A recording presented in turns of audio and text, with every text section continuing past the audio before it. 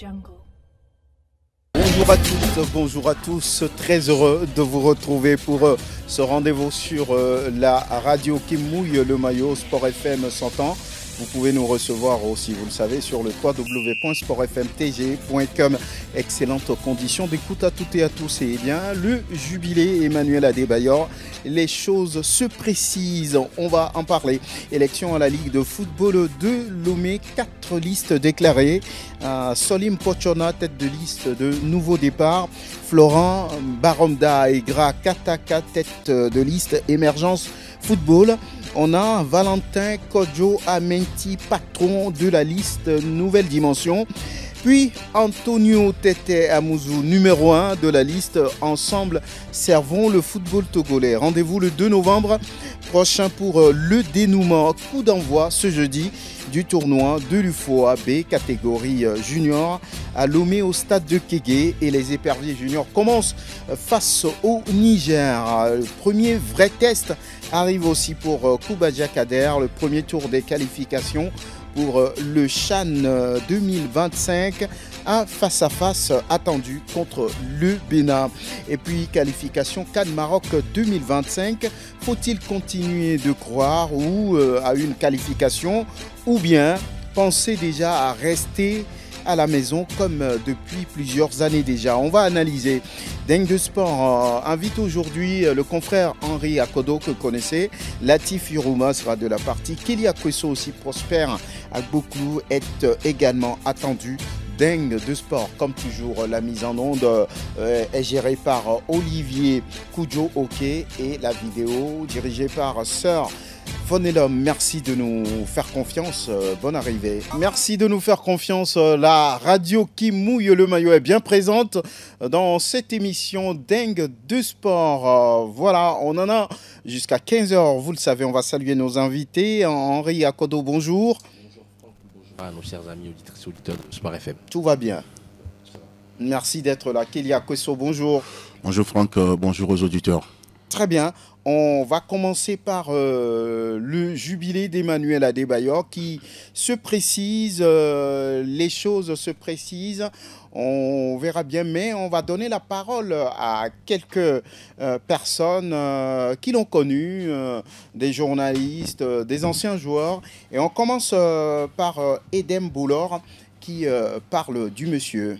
Il faut avouer dans un premier temps que moi j'ai connu le joueur Emmanuel Adebayor sur les bancs de l'école. Je pense en 2004 comme ça, vers 2005-2006. Beaucoup plus avec cette campagne éliminatoire de la Coupe du Monde et puis de la CAN 2006 où il a terminé meilleur buteur et depuis ce temps très jeune, on a dit que voilà, c'est une star togolaise. Après vous avez Emmanuel Adebayor qui a fait rayonner le nom du Togo dans le monde entier. Et donc depuis ce temps, on est resté attaché à lui. Dans les vidéoclubs, chaque week-end, on est là pour regarder ces matchs, que ce soit Arsenal, Manchester City, Tottenham, et puis finalement avec Real Madrid. Avec le temps, passionné du sport, je suis aussi entré dans ce métier du journalisme sportif. Bon, j'ai eu la chance de le voir sur certains matchs physiquement. Donc, je dirais dans l'ensemble que c'est quelqu'un qui a fait une bonne carrière, sportivement parlant, même si dehors, il y a aussi ce côté bad boy de Kodjo Jacob qui est là. Mais c'est l'homme Emmanuel Adebayor.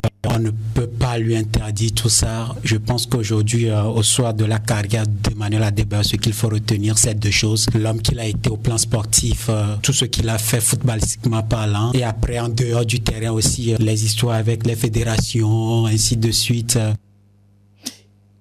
Edem Boulor, le confrère qui parle d'Emmanuel Adebayor. On va donner la parole à un ancien international, lui aussi. Il dit que c'est un bon parcours. Espoir Yedi Baouma. Je pense que c'est le couronnement d'une carrière bien remplie. C'est encore le porte-flambeau du football togolais. C'est un jubilé qui vient à point nommé. Il ne pouvait pas s'arrêter dans l'anonymat. Donc il fallait marquer le coup. Il a fait une grande carrière et puis la récompense, c'est le jubilé qu'il organise à Lomé. Waouh, beaucoup de trucs. Je ne sais pas s'il fallait en ressortir un. Je crois que sont ses buts en Angleterre. Il a eu des buts sensationnels. Donc en tant qu'attaquant, c'est ce qui me reste en tête. Bon, pour le reste, les autres en parleront. Mais moi, je retiens les buts de légende qu'il a marqué. Je crois que c'est un hommage mérité qu'on doit lui rendre, tout en lui demandant aussi de faire tout pour qu'il y ait encore d'autres Adebayor. Espoir Yedi Baoman, ancien international togolais à l'instant, Henri Akodo, oui, les choses se précisent. On va vers, on va dire, le jubilé de la légende togolaise Emmanuel Adebayor. Quand vous pensez à quoi, vous dites quoi de la carrière du monsieur? Talent, abnégation, détermination. Emmanuel Adebayor est un symbole d'ascension sociale. C'est-à-dire qu'à travers le foot, on peut bien réussir sa vie. Et on connaît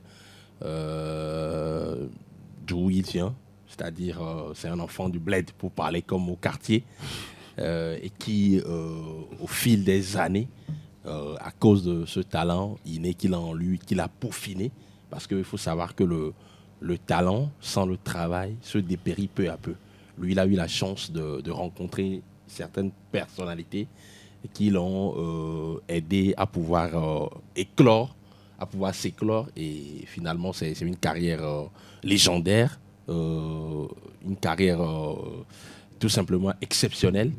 Et Emmanuel Adebayor, c'est également la carte du Togo. C'est-à-dire il a placé le Togo dans le concert des nations. Et ce jubilé vient à point nommé pour pouvoir le célébrer à nouveau. Kelly Akoso, il vous dit quelque chose au moment de raccrocher. Que gardez-vous d'Emmanuel Adebayor? Sur le plan sportif, je garde le beau parcours du monsieur.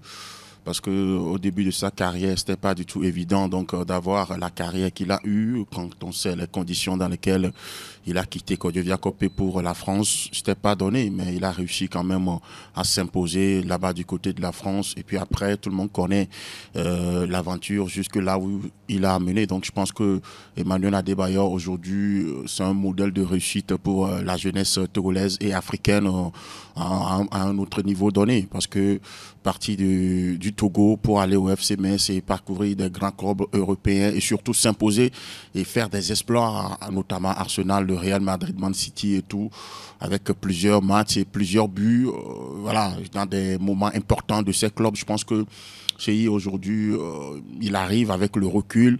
On doit tout simplement s'accorder pour dire qu'il est le meilleur joueur de sa génération, et sinon le meilleur joueur togolais de tous les temps, tout simplement. Parce que là, avec le recul, quand on jette le regard dans le rétroviseur, il n'y a personne qui a fait mieux qu'Adebayor. Donc je pense que ce jubilé, quand il n'est pas célébré, quand il n'a pas été joué par chez Adebayor, ça aurait été un goût d'inachevé par rapport à cette carrière qu'il a eue en sélection comme en club. Je pense qu'il a rendu la copie que tout le monde attendait de lui. Aujourd'hui, il peut partir tranquille, la tête reposée et vaquer à autre chose. Depuis, il a commencé.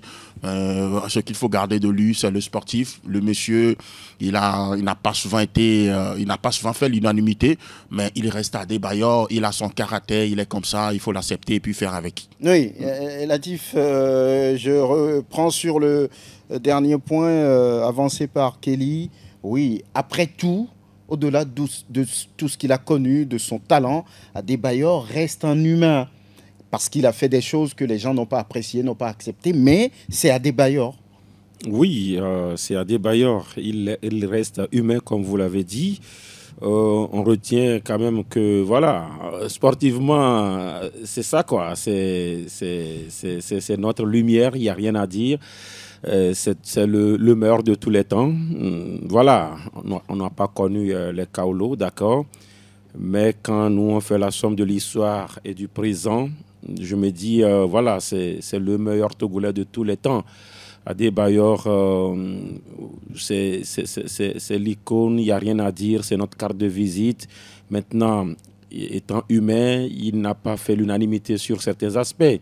Et ça, lorsqu'on veut être objectif, il va falloir quand même le souligner.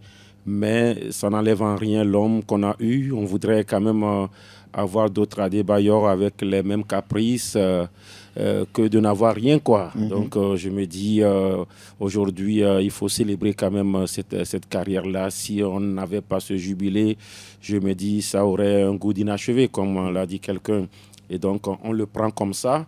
Maintenant, on se dit, c'est une vie de football qui finit. Maintenant, on attend Adebayor dans l'autre vie.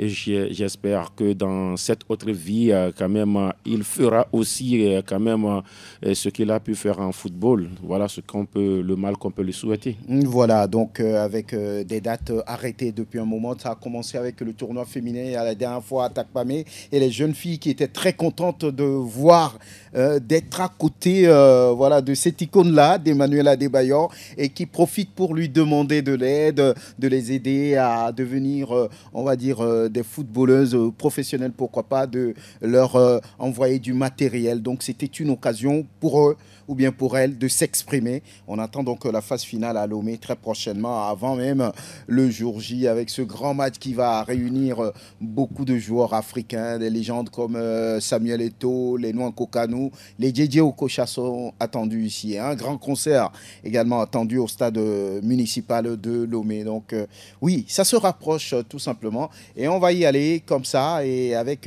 voilà, on va pouvoir continuer en disant tout simplement que oui, le programme, on l'a. On a commencé par des initiatives à l'égard des jeunes filles, voilà, pour devenir peut-être une jeune fille, on va dire, respectée demain.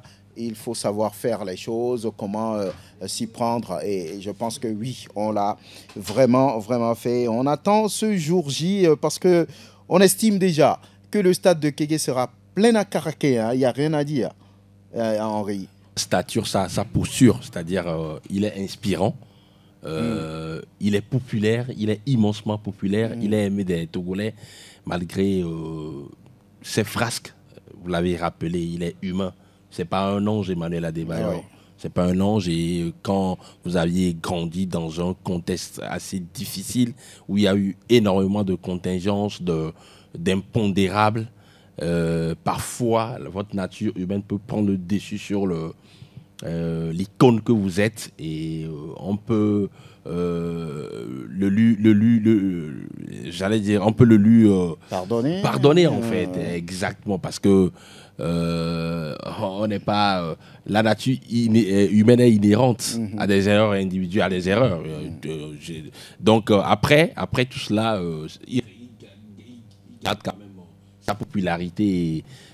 C'est un secret de polichinelle pour tous les Togolais que le stade sera plein à craquer dans quelques jours pour le bouquet final. Voilà, pour voir Emmanuel Adebayor encore une fois, peut-être pour la dernière fois officiellement sur un terrain de football. Metz, Monaco, Arsenal, Tottenham, Real Madrid, Manchester City, Başakşehir.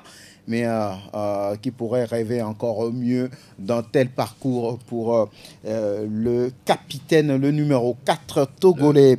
Voilà, on aura fini avec Emmanuel Adebayor. Voilà, merci de nous faire confiance. On va continuer Dingue de Sport et on parle de l'élection à venir à la Ligue du Lomé Golf de football. Ce sera le 2 novembre, 4 listes déclarées. Et on a la tête de liste Amouzou Tete avec Ensemble Servons le football togolais. On a Kataka, Baromda Florent, qui dirige la liste Émergence Football. Pochona Solim avec la liste Nouveau Départ. Et puis Amenti Valentin, que vous connaissez bien, avec la liste Nouvelle Dynamique, une nouvelle dimension, voilà. Donc le rendez-vous, c'est le 2 novembre à venir. C'est une ligue centrale, une ligue importante, on peut le dire, la ligue Lomé Golf de football. Donc Talikpacho est le président sortant, il a fait son temps. Latif Urouma aujourd'hui, que peut-on dire à l'approche de ce rendez-vous électoral? On va dire, comme vous l'avez dit, c'est la ligue, c'est la première ligue, le tout premier démembrement de la Fédération togolaise de football à la naissance. C'est la ligue la plus importante de par justement le nombre de clubs, en tout cas, qui y figurent. On parle du Grand Lomé. C'est vrai, cette ligue comporte juste 2 districts, alors qu'il y en a plusieurs dans les autres ligues. Mais par rapport à la densité du Grand Lomé, c'est une ligue qui devrait insuffler le rythme à toutes les autres ligues. Malheureusement, ce n'est pas le cas. Mais aujourd'hui, c'est cette ligue-là qui suscite beaucoup, autant de convoitises, autant d'intérêt. Quand on a 4 candidatures, je pense que même au niveau de la Fédération togolaise de football, il n'y a pas autant de velléité. Oui. Maintenant, c'est bien quand même c'est quand même le football. On est en démocratie, tout le monde quand même a ce droit-là de pouvoir aller demander, pourquoi pas, le suffrage au niveau donc, des acteurs. Ça fait plusieurs clubs qui vont voter. On parle en réalité de 61 oui. Qui devraient former le corps électoral. Si tout le monde est en règle, les 61. Maintenant, il y a quand même certains clubs qui traînent encore les pas. De toutes les façons, je me dis, sur l'autre aspect, c'est qu'on a quand même des têtes de pont, des grands messieurs qui auraient pu quand même servir ensemble, comme le nom d'une liste, ce football-là. Mais il se fait que ça fait plusieurs valeurs, plusieurs compétences qui se retrouvent de part et d'autre des listes. C'est le petit hic. Maintenant, ça reste quand même des objectifs, des ambitions. Il faut aller peut-être voir si on peut avec l'équipe qu'on a derrière. Et donc, eux tous, ils méritent d'arriver. Maintenant, c'est aux électeurs de pouvoir choisir entre les 4. Et souvent, on demande aux électeurs de voter le programme. Maintenant, est-ce qu'ils vont voter le programme? Est-ce qu'ils vont voter des têtes? Est-ce qu'ils vont voter l'argent? Est-ce qu'ils vont C'est la question qu'il faut se poser. Maintenant, quand même, c'est bien de pouvoir ouvrir les vannes. C'est ce qu'on n'a pas souvent à la Fédération togolaise de football. Et on a aussi les résultats qu'on a. Et souvent, il faut ouvrir les vannes, laisser les gens venir librement. Et puis après, on fait les comptes. On fait les comptes, oui. Ça va être un rendez-vous important parce qu'on parle d'une ligue centrale. Voilà, une ligue aussi importante dans le développement du foot national. Dans un tel contexte où on appelle à des réformes structurelles de notre football dans l'ensemble, en termes de formation, en termes de construction d'infrastructures, je pense que cette élection revêt un intérêt capital pour l'ensemble du mouvement du football togolais. Et donc, clairement, on va suivre de près ces élections. Moi, je note quand même la présence de plusieurs de personnalités de ce foot-là depuis des années sur cette élection. Pour faire le parallèle avec la dernière élection au niveau de la présidence de la Confédération africaine de football, justement, il y avait plusieurs ambitions qui sont déclarées. Ahmed Yahya, Maître Augustin Senghor, Patrice Motsepe, pour ne citer que ceux-là, Chakanouma, le président de la FIFA a sifflé la fin de la récréation en leur demandant de se concerter, de présenter une seule liste. Patrice Motsepe est passé. Mais après, on a reproché à Gianni Infantino le fait de pouvoir imposer son diktat, alors que les règlements de la CAF précisent que si quelqu'un se sent à même de diriger la CAF, peut se présenter. Donc, c'était un coup de tas contre la démocratie. Là, ici... Ils étaient obligés d'accepter. Et quand Infantino le dit, peut-être dans ses intérêts, mais à eux, à leur niveau, est-ce qu'on les a attachés? Vous savez...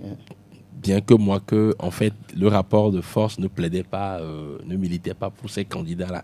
Parce que la CAF, depuis quelques années, a été tout simplement caporalisée par la FIFA, parce qu'il y a des velléités de pouvoir faire énormément de mandats à la tête de la FIFA. Donc, il faut avoir cette instance spéciale du football africain sous ses bottes. Donc, voilà un peu. Ça, c'est une parenthèse que j'ai ouvert et tout. Pourquoi est-ce que j'ai ouvert cette parenthèse-là? C'est justement pour faire le parallèle. Ici, il y a plusieurs candidats et je trouve que c'est pas quand même normal qu'on se plaigne encore une fois du fait qu'il y a de ces ambitions qui se déclarent et qui veulent apporter leurs compétences à l'évolution du football togolais à travers la gestion de cette ligue. Ceci étant, quand je regarde un peu M. Amojou Tete, président de l'ASFOSA, ancien président de l'ASFOSA, quelqu'un qui connaît le football togolais depuis des années, pour avoir joué avec la sélection, on sait que c'est quelqu'un qui aime la chose et qui est un passionné de football. Le président Pochona également, vice-président d'Ascot Kara, quelqu'un qui avait une appétence pour le football, Florent Kataka. Lui, c'est un vrai administrateur.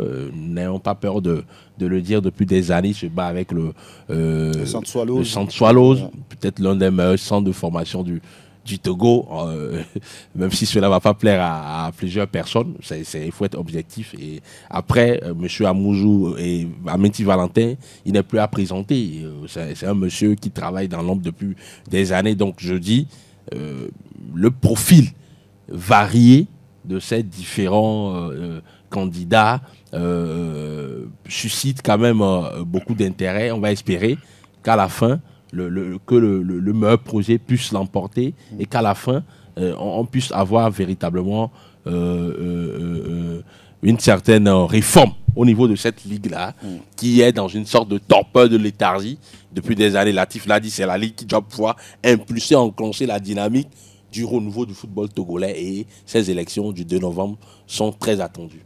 Très attendu, oui, des listes déclarées, on l'a dit, Kelly Akoso, oui, ça vous dit quelque chose dans la tête déjà? Oui, moi je pense que la Ligue de Lomé, c'est un peu l'antichambre de la Fédération togolaise de football.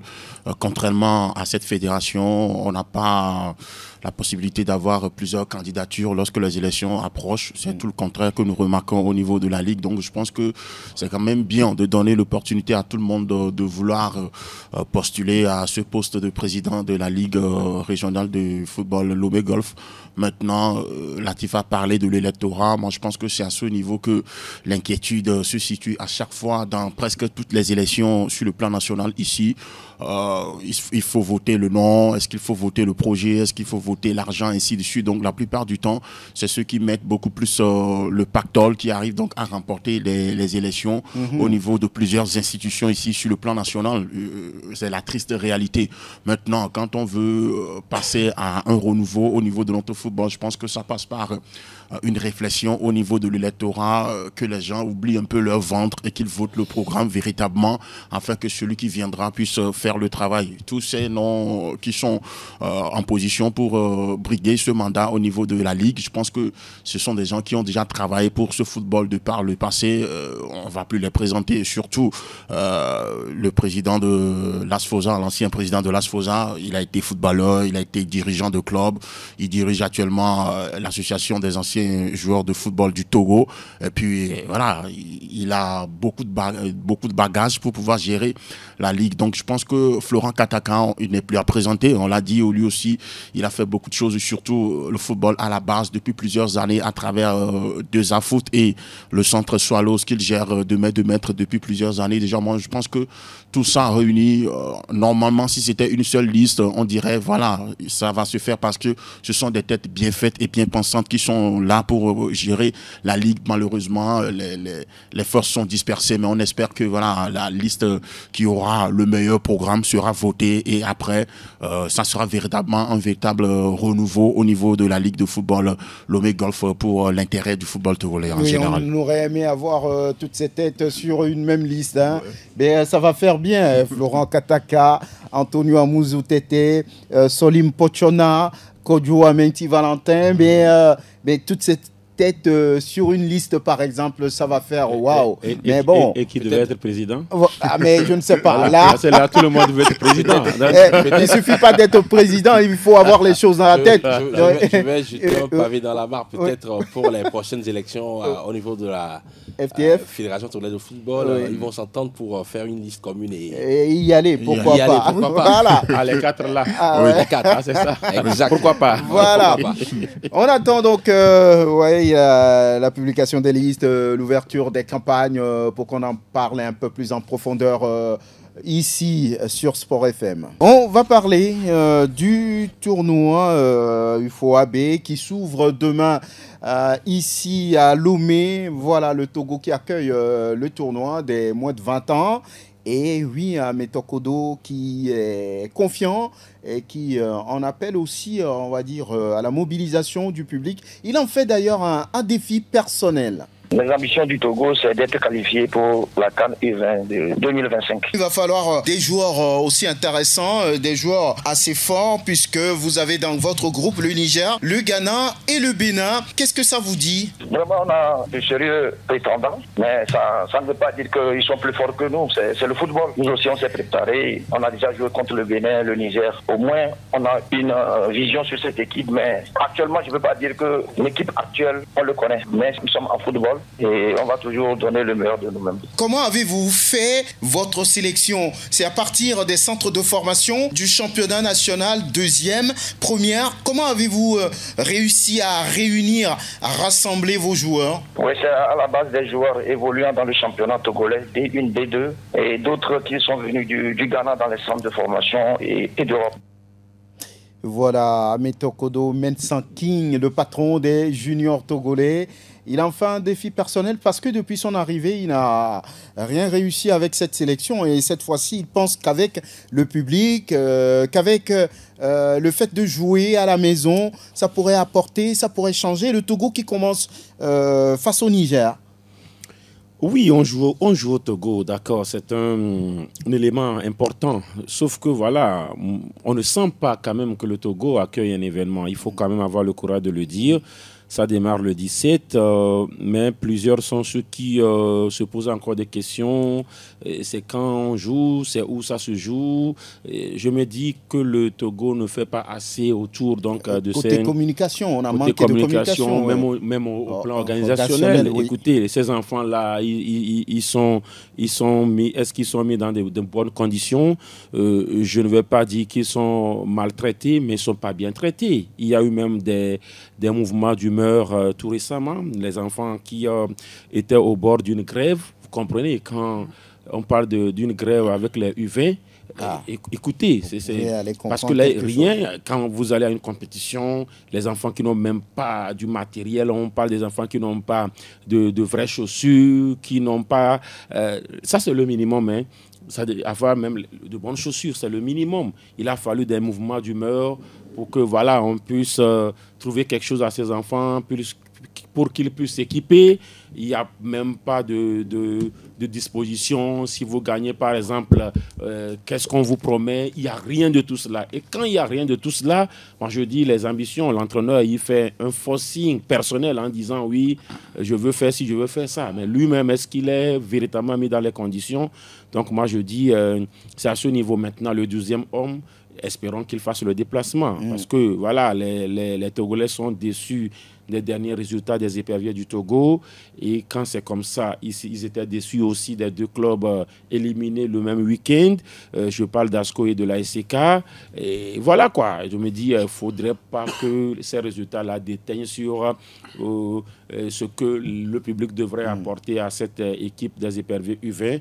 Pour l'instant, qui, ma foi, en réalité, sont dans une poule, c'est vrai, une poule qui n'est pas aussi facile, qui n'est pas aussi trop relevée, dans une poule équilibrée, et que le Togo, étant à domicile, devrait pouvoir se qualifier pour les demi-finales. Oui, vous voyez la même chose, très rapidement, Kelly? Oui, je pense que par rapport à ce groupe, quand on met les moyens qu'il faut, le Togo pourrait donc se qualifier pour le carré d'as de cette compétition et pas ricocher.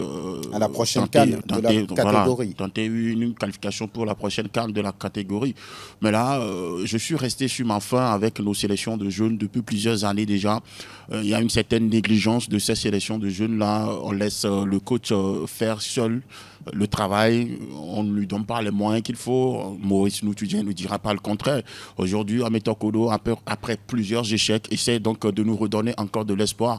Comme quoi, c'est un défi pour lui, il va essayer de le relever. Mais on se demande s'il a les moyens qu'il faut pour relever ce défi, tout simplement. Parce qu'aujourd'hui, nous sommes dans une situation où nous sommes le pays hôte. Donc forcément, il faut mettre les moyens qu'il faut pour essayer donc de faire une bonne figuration lors de cette compétition. Mais malheureusement, il y a souvent des non-dits. Il y a un manque de franchise de la part de nos sélectionneurs de jeunes qui ne disent pas tout, mais à la fin, ils se justifient comme quoi on n'a pas eu tel comme moyen, on n'a pas eu telle disposition prise. Donc, ils se justifient par ces manques de moyens qu'ils n'ont pas eu. Aujourd'hui, c'est l'occasion de dire nous n'avons pas tel moyen, nous n'avons pas telle disposition dans lesquelles il faut être normalement pour faire de bons résultats.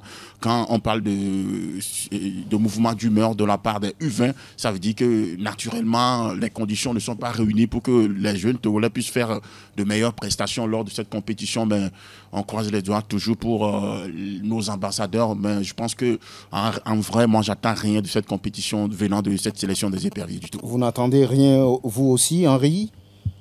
Je suis très perplexe, très mesuré par rapport à la capacité. Vous voulez être pessimiste, faire Saint-Thomas?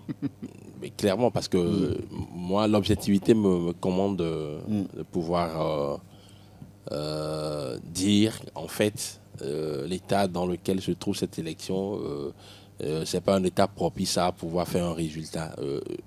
Et j'ai mal, je suis affligé.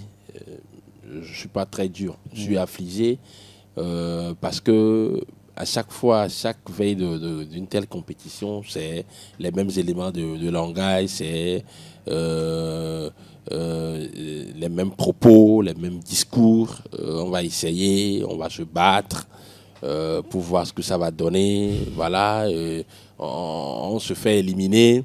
Et ça recommence, les joueurs rentrent en club, il n'y a pas de championnat de jeunes, il n'y a pas de regroupement. Et à un mois d'une nouvelle compétition, on commence par s'agiter, on les regroupe quelque part, ils font une mise au vert. Et après, on rentre dans la compétition. Et à la fin, comme l'a dit Kelly, c'est les entraîneurs qui se plaignent, il n'y a pas eu ci, il n'y a pas eu ça. Je me demande, en fait, pour paraphraser un grand scientifique, Albert Einstein, si vous répétez les mêmes choses en attendant et vous attendez un autre résultat, c'est clairement de la folie, quoi. Disons la vérité. Vous venez, on va dire, d'une autre planète. Absolument. On ne peut pas aller faire la même chose et attendre que le résultat soit différent. Absolument, c'est clairement de la folie. Parce qu'en fait, tout le monde connaît le problème du football togolais. C'est la planification. On est dans une catégorie de jeunes. Et les jeunes, c'est quoi? C'est la formation. C'est l'émulation à travers l'organisation des championnats. Combien de fois la Fédération togolaise de football n'a pas eu la possibilité d'avoir un soutien de la FIFA par rapport au football des jeunes? Est-ce que vous avez souvenance de la dernière fois qu'on a organisé un championnat de jeunes dans ce pays?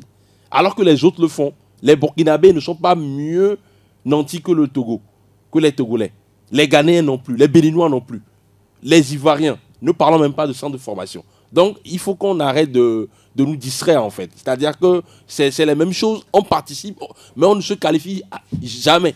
Tout simplement parce qu'on n'arrive pas à pouvoir prendre les taureaux par les cornes, on ne change pas. Très bien. On fait les mêmes choses et voilà. Le courage de l'entraîneur peut changer les choses. On attend de voir le Togo qui commence demain face au MENA du Niger. C'est le premier match à Kégué à 15h. Il y aura un autre match qui va suivre, le match entre le Ghana et le Bénin. Voilà, à 19h. Toujours à Kégué. Et on enchaîne avec ceux qui sont un peu plus âgés, les locaux, avant de parler des Fanions, les locaux qui attendent de disputer le premier tour du CHAN à venir contre le Bénin. Et là, ça rappelle de mauvais souvenirs sur un match qu'on a eu là-bas, des tirs au but mal appréciés, le Togo éliminé à l'arrivée. Kader est prêt, Latif?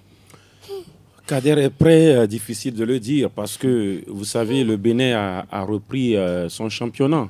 Le Bénin a repris, devrait jouer, je crois, deux ou trois. Voilà, la 4e journée déjà. Alors que nous, on a 0 journée. On n'a même pas la date de la reprise, sinon de la nouvelle saison 2024-2025. On avait dit octobre, mais c'est sûr qu'il n'y aura pas ça en octobre. Il n'y aura rien en octobre. Maintenant, les nouvelles dates, c'est novembre, mais est-ce que c'est le 4 ou le 24 ou le 30 novembre? On ne sait pas. C'est le 15, voilà. Personne ne sait. Personne ne le sait. Alors que, voilà, donc quand vous prenez ces détails, ces aspects déjà, c'est le Bénin qui est devant. Alors, le Togo reçoit en premier, le Bénin reçoit en dernier lieu. Ça aussi, c'est un autre atout pour le Bénin contre le Togo. Maintenant, il y a au moins un atout pour le Togo dans tout ceci, au milieu de tout ceci, c'est que le Togo va jouer chez lui à la maison et ira jouer en terre neutre face au Bénin. Ouais. Voilà, donc en réalité, c'est un scénario idéal pour le Togo. Mais sauf que le même scénario s'était produit hier face au MENA. Souvenez-vous du Niger, quand Haruna Doula et ses hommes ont éliminé le Togo de Jonas Kokou, comme là à l'époque, là-bas à Cotonou. Et donc, quand on ressasse l'histoire, c'est que c'est un peu compliqué. C'est un peu compliqué. Maintenant, c'est quand même des joueurs qui sont issus de deux clubs majoritairement, ASCO de Kara et ASK. Étant donné que ces deux équipes sortent même éliminées d'une coupe continentale, il y a eu 4 matchs. Et je m'amuse à dire que voilà, nous avons nos 4 journées aussi de championnat avec les 4 matchs que il faut le prendre comme ASK et ASCO ont eu à jouer. Et par rapport à ces joueurs que nous avons, je peux me dire que le Togo a quand même les cartes 50-50 pour pouvoir jouer et passer ce premier tour-là. Très bien, les joueurs attendus pour cette compétition avec Juanita Blavotri. Voilà. Pour ce stage, le sélectionneur national local Kader Koubadia Touré a rendu public une liste de 23 joueurs. Dans cette liste, l'on note la convocation de Bruno Avotor, meilleur buteur du dernier championnat national de première division, qui n'était pas au dernier regroupement des A'.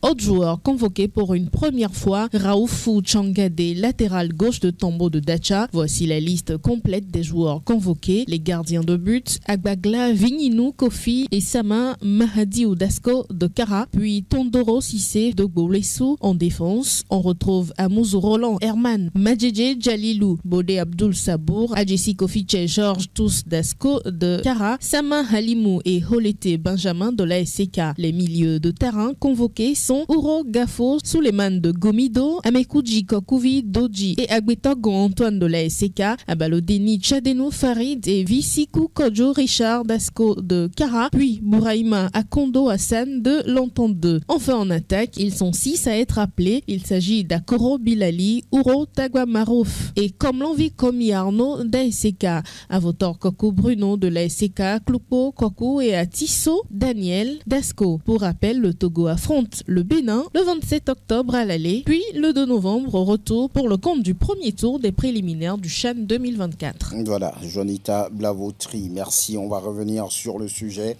On n'a plus beaucoup de temps, mais on va parler des éperviers Fagnon. Prosper, bonjour. Bonjour Franck. Vous êtes dans l'émission, vous êtes un observateur ou je suis là. Très bien. Je suis là. Voilà. On va parler des éperviers Fagnon qui ont perdu la double confrontation face au Fennec. 6 buts encaissés, un seul 2 marqués, on va dire tout simplement. Il reste 2 journées. Faut-il continuer de croire, faire le dos rond, avoir du courage, ou il faut se dire déjà c'en est terminé, comme les 3 années dernières ou bien les 3 éditions dernières, le Togo n'a pas eu cette chance d'y participer. On prend déjà cette habitude-là, les calculs commencent, on multiplie, on soustrait, on fait addition, on fait beaucoup de choses à la fois pour voir si on peut trouver une place aux éperviers. Pour le rendez-vous au royaume chérifien, c'est compliqué. 2 points sur 12 possibles. Henri, que dites-vous aujourd'hui? C'est encore possible ou vous vous dites non, il faut oublier ça? Mathématiquement, on peut encore se qualifier. C'est vrai. Que les éliminatoires n'ont pas encore pris fin. Mais après, quand on regarde un peu le scénario, moi j'avais prédit l'hécatombe à Annaba et voilà la contre-performance ici à Lomé, parce que l'Algérie c'est au-dessus du Togo. Oui, c'est le patron de ce groupe. Le patron de ce groupe E, c'est les grosses écuries et tout. Donc quand je regarde un peu le contexte dans lequel on se trouve aujourd'hui avec notre position, j'ai énormément de regrets. Je me dis, on n'apprend jamais de nos erreurs et c'est vraiment dommage. Et c'est quoi? C'est à qui la faute? Je m'explique rapidement. Oui. Oui. Prenez les 3 dernières campagnes de qualification qu'on avait jouées. Et donc, le Togo a disputé 9 matchs à domicile sur ces 3 dernières confrontations. Et on a raté ces 3 cannes-là. 9 matchs à domicile, on n'a gagné qu'un seul. Et quel match encore? Un match sans enjeu face au Cap-Vert, 3 buts à 2. C'est dire que si vous voulez vous qualifier pour une Coupe d'Afrique des Nations, vous devez gagner à la maison. Vous êtes incapable de gagner vos matchs à la maison. Ne soyez pas surpris que si votre sort dépend d'un adversaire du groupe, vous êtes cul. Parce qu'aujourd'hui, pour dire la vérité, en vrai, la Guinée équatoriale a besoin d'une victoire face à l'Algérie. un point pour se qualifier, clairement. Donc, c'est dire qu'on sait s'aborder, on sait liquéfier. Un point ne le sauve pas totalement, parce que ça va être la confrontation directe. Oui. Bien évidemment. Sur les 2 matchs, le Nzalanga a un point et le Togo gagne les 2. Ça va faire 8-8. Mais sur les confrontations directes, le Togo passe. Exactement. Mais je dis, on pouvait éviter ces calculs, cette situation, si on avait pris le pouls de la situation. Mais Daré était là pour redresser. Exactement. Et il nous a promis la qualification. Il a dit qu'il va ramener le Togo sur le toit de l'Afrique. Et qu'il n'a pas d'entraîneur modèle. Et qu'il veut ressembler à lui-même. Et qu'il maîtrise un peu les contours, les contingences et tout, et qu'on devait se qualifier. Sauf que face au Libéria, il a eu le courage de faire 5 changements par rapport au dernier match qu'on avait joué en RDC sous les Paulo Duarte. Résultat des courses, un jeu haché, il n'y a pas de cohésion. Face au Libéria, il a repris la même chose. C'est-à-dire qu'il ne veut pas se remettre en cause. Aujourd'hui, si on est dans cette situation, c'est parce que justement... il a une part de responsabilité. Il a une part de responsabilité dans cette affaire parce qu'il n'a pas fait preuve d'humilité. Il est venu, il a voulu réinventer le football togolais. On se trouvait dans une situation compliquée. Il fallait être humble et pouvoir s'appuyer sur l'ossature que son prédécesseur utilisait. Je parle de l'équipe type. Si je fais le comparatif par rapport au match de la RDC, le premier match qu'il a dirigé, il a fait 5 changements. Excepté Ilas Bebou qui était blessé. Tous les autres joueurs que son prédécesseur utilisait étaient là. Donc, il a voulu réinventer la chambre de position. Quand Dieu a Ziangbe, il lui a trouvé, je ne sais pas par quelle magie, et il s'est retrouvé en milieu relayeur, alors que c'est un piston, on le connaît. Il a changé de position à Karim Derman, il a changé la sannette centrale. Il a enlevé le symbole de cette équipe-là, qui incarnait la hargne, la détermination. Alexis Roman, vous avez vu le match qu'il a fait la fois dernière face à l'Algérie, en termes de présence, athlétique, de volonté, il parlait. Et surtout cette diagonale, il était précis dans ses passes. Et quand la première occasion qu'on a su trouver dans cette rencontre, la passe masquée à Kevin Deke, c'est la grande classe. C'est dire qu'on s'est liquéfié, on s'est s'aborder sur nos 2 premiers matchs. C'était les matchs à gagner d'entrée pour pouvoir espérer se qualifier. Là, on s'est tiré une balle dans la tête et si on est éliminé, c'est pas la catastrophe, il va falloir recommencer à zéro. Oui, vous voulez dire aussi que après 4 matchs, Nibombe Daré a une part de responsabilité dans ces résultats-là, 2 points sur 12 possibles.